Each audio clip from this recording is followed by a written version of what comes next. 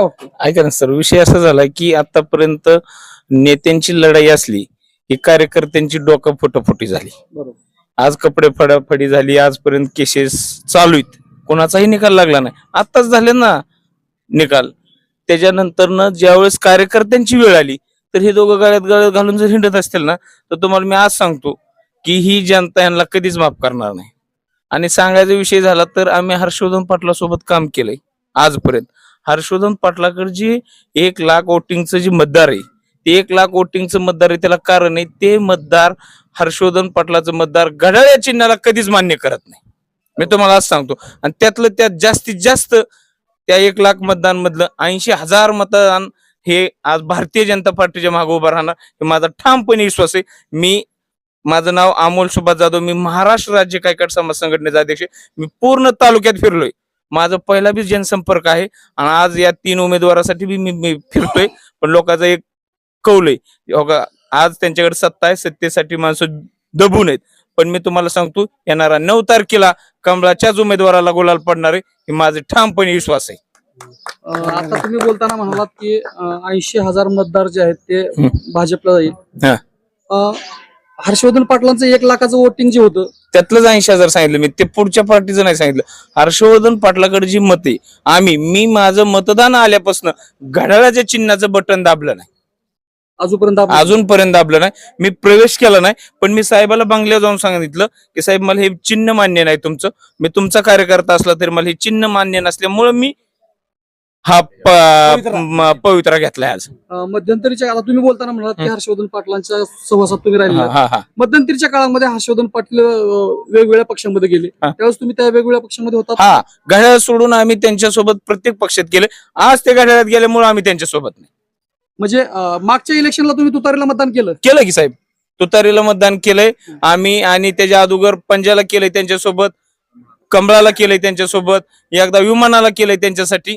पण आज घड्याळ चिन्ह आम्हाला मान्य नाही. एवढं एकनिष्ठ कार्यकर्ते म्हणून तुम्ही त्यांच्यासोबत राहतायत, ते ज्या पक्षामध्ये जात आहेत त्या पक्षामध्ये तुम्ही विलीन म्हणजे एकोपा धरून त्या पक्षाला वाढवण्याचा प्रयत्न तुम्ही करताय. पण आज घड्याळाला एवढा विरोध करताय, काय नेमकं त्याचं कारण काय असणार आहे? अन्याय केला ना तुम्ही. बघा ना, आता बघा की आतापर्यंत 15 वर्ष झाली त्यांची आमदारकीची, मंत्रिपदाची, मामांची सत्ता आहे. डाळ नंबर 3 एक माझं छोटं गाव आहे, त्यात माझ्या गावात माझी सत्ता आहे. आता 3 वर्षात माझ्या गावाला 1 रुपयाचं बाकाड नाही बसायचं दिलं. ही माझ्या गावावर केलेला अन्याय आहे, आणि त्या अन्यायाला वाचा फोडण्यासाठी हा कार्यकर्ता पेटून उठलाय. राज्याचे कृषी मंत्री दत्तात्रय भरणे यांनी अन्याय केला असं तुम्हाला वाटतं? अन्याय केलाय माझ्या गाव. 1 रुपयाचा निधी नाही माझ्या डाळ्याला. तुम्ही इतर मतदारांना काय आव्हान कराल? मी इतर मतदारांना एकच सांगतोय की ही जी चुकीचं राजकारण चाललंय ह्याच्यातनं तर बाहेर पडायचं असेल, आणि सर्वसामान्य घरात तर जर असं पद कमवायचं असेल ना, तर त्याला एकमेव पक्ष म्हणजे भारतीय जनता पार्टी. तुम्ही बघा ना आज काय चाललंय. साहेब, मी बोलायची गरज नाही. त्यांच्या घरातला उमेदवार कशासाठी पंचायत समितीला उमेदवार दिला? द्या. सर्वसामान्य कार्यकर्त्याची लढाई जर सर्वसामान्य जनतेच्या घरात दिला असते ना, त्यांना प्रचार करायची पाळी आली नसती. यांना का झालंय, एकेकाला 20-20 फोन करतात, दबाव टाकलं जातं, तुझी पाईपलाईन काढली जाईल, तुझा रानाचा रस्ता बंद केला जाईल, तुझं आमकं केलं जाईल, तू कचेरीत कसं येतो बघितलं जाईल. असं दमदाटीचं राजकारण करायची का वेळ आली यांच्यावर?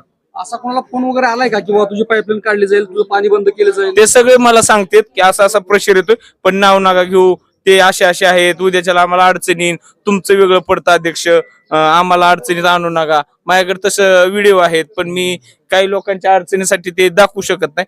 सर्वसामान्य, आणि आम्हाला मतात रूपांतर करायचं, आम्हाला आज कुणालाही उघड करायचं हे जे चाललंय ना. आणि मी माझ्या स्वार्थासाठी, मी आज बी सांगतो, माझ्या समाजाचा भाजपला पाठिंबा आहे. मला ठेकेदारी घ्यायची नाही, 1 रुपयाचं कॉन्ट्रॅक्ट घ्यायचं नाही. गावाच्या हितासाठी, तालुक्याच्या हितासाठी भारतीय जनता पार्टीचा मी निवड केली. तुम्ही म्हणताय गावाच्या विकासासाठी, तालुक्याच्या विकासासाठी मी भारतीय जनता पार्टीची निवड केली. गेल्या अनेक दिवसांपासून या देशाच्या, महाराष्ट्राचे कृषी मंत्री दत्तात्रय भरणे यांनी सांगितलं की मी इंदापूर तालुक्यासाठी कोट्यावधी रुपयाचा निधी आणलेला आहे. काय वाटतं, कुठे गेला तो निधी? कोट्यावधी रुपयाचा निधी कागदा होय ना साहेब. एक साखळी त्यांच्याकडे, तीच कॉन्ट्रॅक्टर, तीच माणसं, तीच बँक, तीच खुर्ची आणि तीच लोक. मला दाखवा ह्या पळदेव मध्ये आता सिव्हिल इंजिनियर 50-100 पोरं झाले असतील. 5 वर्षात 50-100 पोरं नवीन सिव्हिल इंजिनियर झालं. त्यांना कुणाला काम दिलं? म्हणजे विशिष्ट लोकांचा विकास झाला असं म्हणायचं. हा, फक्त त्यांच्या बगलबच्च्यांचा. तुम्ही दाखवा ना एक नवीन तरुण कार्यकर्ता आहे, तो सिव्हिल इंजिनियर झाला आणि त्याला काम मिळाले, असं मला दाखवा तुम्ही एक उदाहरण. सर्वसामान्य कुटुंबातला माणूस आहे, तो घराणेशाहीचा नसावा असा एक ठेकेदार दाखवा. राज्यातील महत्त्वाच्या आणि आपल्या भागातील ताज्या बातम्या पाहण्यासाठी आजच आमच्या विश्व 24 न्यूज चॅनलला यूट्यूबवर सबस्क्राईब करा आणि बेल आयकॉन प्रेस करा.